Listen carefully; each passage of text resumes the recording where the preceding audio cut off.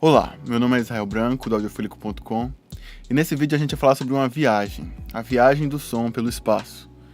Basicamente é um vídeo de nomenclatura sonora e a gente vai falar um básico aqui para que fique estabelecido algumas questões de nomenclatura, o que a gente quer dizer com condutor, receptor, a fonte sonora, anteparo e por aí vai. O som, quando ele trafega pelo espaço, ele primeiro é produzido por uma fonte sonora, e a fonte sonora nada mais é do que um transdutor, ou seja, algo que transforma um tipo de energia em outro tipo de energia, e no caso, a nossa energia destino aqui é a energia sonora.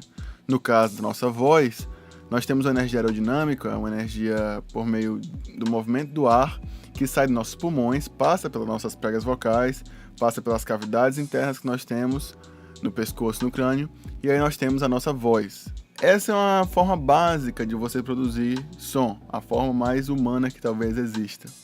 Mas nós podemos produzir som também, no caso de uma caixa de som, através de transformar uma energia elétrica em uma movimentação de um diafragma, que a partir daí se torna a energia sonora que nós tanto buscamos, certo?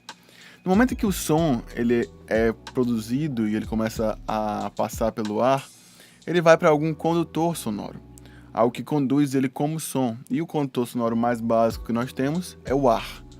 O som ele também navega pelo meio líquido e também vai pelo meio sólido, e quanto mais na verdade for sólido, mais rápido esse som vai se movimentar. Quanto mais as moléculas estiverem próximas, ou seja, se você tiver um sólido, ela vai se movimentar mais rapidamente, quando se você tiver um líquido, vai se movimentar menos rapidamente, e no ar é onde o som se movimenta com menor velocidade. Mas a gente precisa do meio aéreo para que o som chegue ao nosso ouvido, bata no nosso tímpano e nós possamos interpretá-lo da forma como nós entendemos o que é som. Indo pelo condutor sonoro, o som eventualmente ele vai se dissipar, talvez em alguns segundos, talvez em alguns milésimos, mas existe uma fórmulazinha que mostra quanto tempo ele demora para se dissipar, e é um assunto para uma outra publicação, mas ele vai se dissipar. Mas se ele bater em alguma coisa, ele pode ter uma reação a isso, né? E aí essa coisa seria algo, nós não chamamos de coisa, mas chamamos de anteparo. Um anteparo, ele pode tanto refletir, né? Ele pode bater e voltar o som em algum ângulo diferente. Ele pode transdutar esse som, ele pode, o que também é chamado de absorver esse som.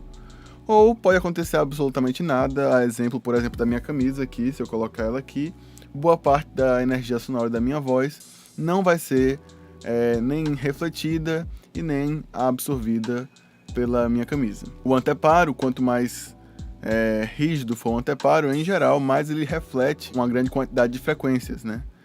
Mas cada anteparo vai ter um coeficiente de absorção diferente. O coeficiente de absorção ele vai variar de 0 a 1, sendo o 0 completamente nenhuma absorção e o 1 uma absorção perfeita, uma absorção completa.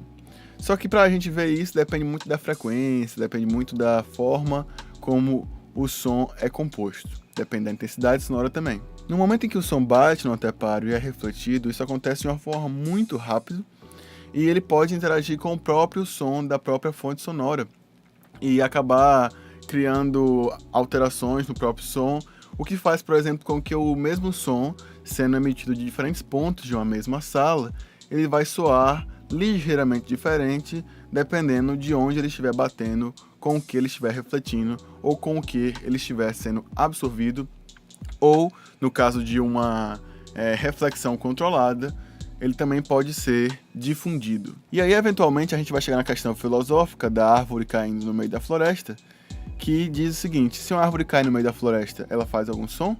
E filosoficamente, para ela fazer algum som, precisa de alguém para escutar.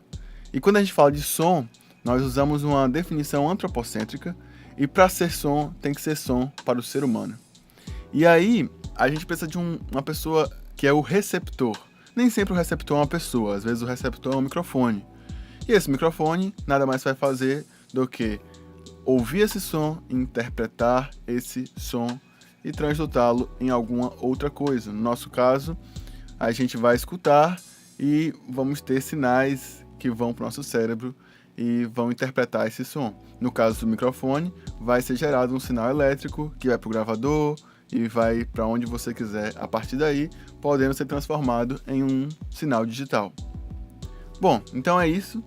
Essa é a viagem do som pelo espaço. Se você tem alguma dúvida, coloca nos comentários e aí eu respondo.